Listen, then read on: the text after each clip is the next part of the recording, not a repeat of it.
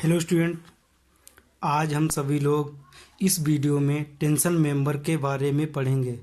जैसा कि हम सभी लोगों को पता है, जब भी किसी स्ट्रक्चर पर कोई लोड आता है तो वो उसके विभिन्न मेंबर द्वारा वहन किया जाता है। हम लोग समझते हैं कि जब मान लो किसी अगर एक कोई ट्रस इस टाइप का ट्रस है तो उस पर ऊपर से कोई लोड आ रहा है, तो हम लोग मैकेनिक्स में पढ़ चुके हैं कि जब भी लोड आएगा तो इन दोनों मेंबर्स में ऊपर से संपीड़न बल होगा, यानी कि कंप्रेशन फोर्स होगा, और जो नीचे वाला मेंबर होगा इसके ऊपर हमारा टेंशन यानी कि तनाव उत्पन्न होगा।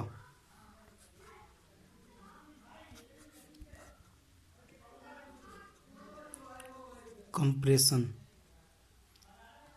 यानी कि जब भी किसी मेंबर पर कोई लोड आएगा तो उसमें कोई न कोई प्रतिबल जरूर उत्पन्न होगा, जो कि दो टाइप के, या तो कम संपीड़न होगा तो तनाव होगा। तो ऐसे मेंबर जिनमें तनाव प्रतिबल उत्पन्न होता है उन्हें हम लोग तनन उपांग या फिर टेंशन मेंबर कहते हैं। या हम लोग समझ सकते हैं एक लाइन में कि किसी भी स्ट्रक्चर के वे मेंबर जो तनाव बल को सहन करते हैं या जिनमें तनन प्रतिबल उत्पन्न होता है उन मेंबर्स को हम लोग टेंशन मेंबर कहते हैं, जो अलग अलग प्रकार के होते हैं। जैसा हम लोग डीएसएमएस के फर्स्ट चैप्टर में पढ़ चुके हैं कि जो हमारे अलग अलग सेक्शन होते हैं, चाहे वो फ्लैट हो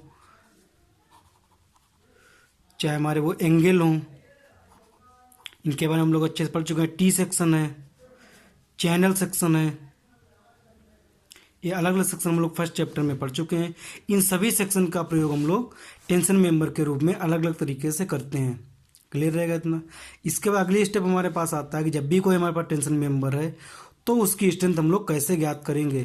तो हम लोग पता है कि जो स्ट्रेंथ निकालने का मतलब है कि कोई भी मेंबर कितना लोड ले सकता है। लोड निकालने का तरीका है कि हमें अगर कोई भी मेंबर हो कितना लोड ले रहा है, उस लोड को ज्ञात करने के लिए हम लोग चाहिए होता है एक तो स्ट्रेस और दूसरा इनटू एरिया।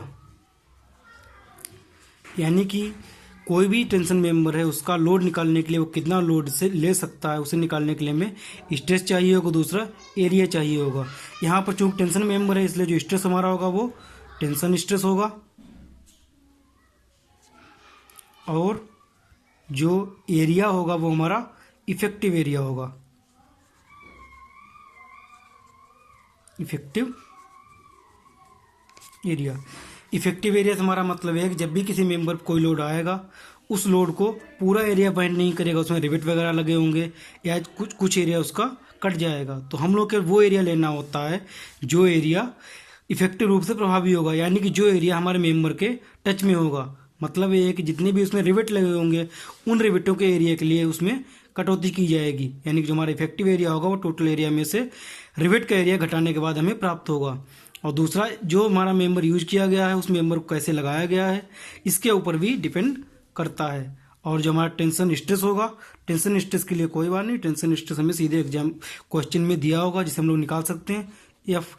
एफ टी बराबर है टेंशन स्ट्रेस एफ टी बराबर 0.6 एफ वाई, जहाँ हमें पता है कि एफ वाई जो हमारी होगी स्टील की यील्ड स्ट्रेस होगी। यानी कि हमारा इतना क्लियर है कि जब भी हमें टेंशन मेंबर का क्वेश्चन सॉल्व करना होगा तो उसमें टेंशन स्ट्रेस हमें पहले से ही दिया रहेगा, केवल हमें निकालना होगा इफेक्टिव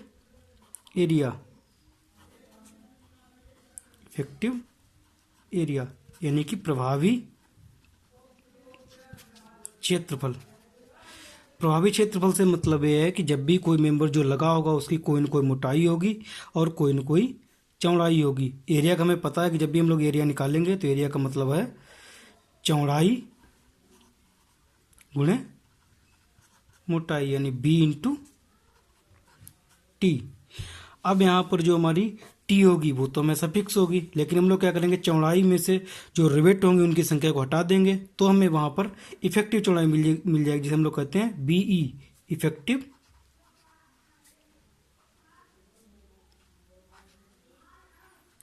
ब्रेथ। यानी कि हमारा मेन ऑब्जेक्ट केवल इतना रहेगा कि जब भी हमें किसी टेंशन मेंबर का स्ट्रेस ज्ञात करनी है या उसके हम लोग को स्ट्रेंथ ज्ञात करनी है, सामर्थ्य ज्ञात करनी है, तो हमारा सबसे पहला काम है कि हम लोग इफेक्टिव चौड़ाई निकाल लेंगे। उस इफेक्टिव चौड़ाई को निकालने के लिए हमें पहले टोटल चौड़ाई पता होगी, उसमें से रिवेट की संख्या को हम लोग घटाएंगे। रिवेट की संख्या घटाने के बाद जो हमारी इफेक्टिव चौड़ाई आएगी उसमें हम टी से यानी थिकनेस ऑफ मेंबर से मल्टीप्लाई करेंगे तो हमें इफेक्टिव एरिया प्राप्त होगा। उस इफेक्टिव एरिया में हम लोग टेंशन स्ट्रेस का मल्टीप्लाई करेंगे तो हमें उसमें लोड मिल जाएगा, यानी जो हमारे मेंबर की स्ट्रेंथ होगी। यानी कुल मिला के हमें केवल 3 चीज़ें ध्यान रखनी है। सबसे पहले हमें इफेक्टिव विड्थ निकालनी है, प्रभावी चौड़ाई निकालनी है, उसमें थिकनेस का गुणा करके हमको